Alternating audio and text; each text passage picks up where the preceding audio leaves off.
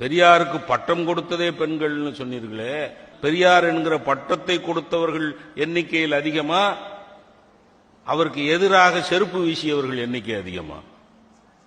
வாழும் காலத்தில் அழுகுன தக்காளியை தூக்கி எறிதான் யார் மேல?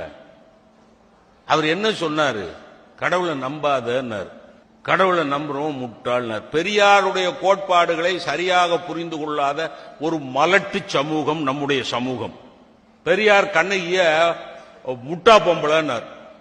இன்னைக்கு ஒருத்தன் பேசினா கண்ணகியை முட்டாள் என்று சொன்னவரெல்லாம் தலைவரா அப்படிங்கிறான். அடலூசு, ஏன் முட்டா பொம்பளைன்னு சொன்னாரு?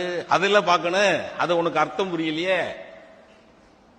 அழகு கிளியா கட்டுன பொண்டாட்டியை விட்டுட்டு அடுத்த தெருவுல மாதவியோட போய் குடித்தனம் நடத்துற கோவலன் என்கிற தன்னுடைய புருஷனை சட்டையை பிடிச்சி இழுத்து என்னடான்னு கேட்கறதுக்கு திராணி இல்லாம கண்ணீர் விட்டுக்கிட்டு இருந்தானா அவ முட்டா பொம்பளை தானே? இதான விளக்கம். அந்த அர்த்தத்தில் தானே சொன்னாரு. தமிழ் காட்டுமிராண்டி பாஷைன்னார். இன்னைக்கு பேசுறான் ஒருத்தன், தமிழையே காட்டு, இவன் ஏதோ பெரிய தமிழுக்கு தொண்டு செஞ்சு கிழிச்சிட்டவன் மாதிரி.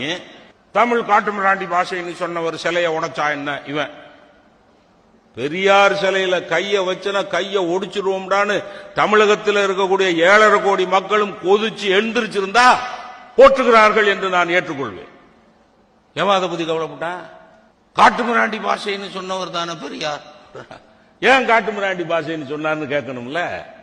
நீ சமஸ்கிருதத்தை தேவ பாஷைன்னு சொல்லி தமிழை நீச பாஷைன்னு சொன்னீங்கன்னா நான் தமிழை காட்டுமிராண்டி பாஷைன்னு சொல்லுவேன். என்ன அர்த்தத்தில் சொன்னார்?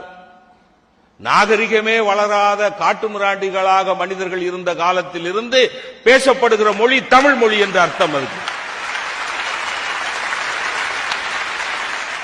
எவனுக்கு புரிஞ்சுது? எவன் இதை புரிஞ்சுக்கிட்டு கைதட்டினா, எவன் இதை புரிஞ்சுக்கிட்டு பாராட்டினா இன்னைக்கு சிலையை உடைப்பேங்கிறிய? அந்த பெரியார் என்கிற அந்த பெரும் தலைவன் இல்லைன்னா உனக்கு எனக்கு என்னையா படிப்பு கிடைச்சிருக்குமாயா?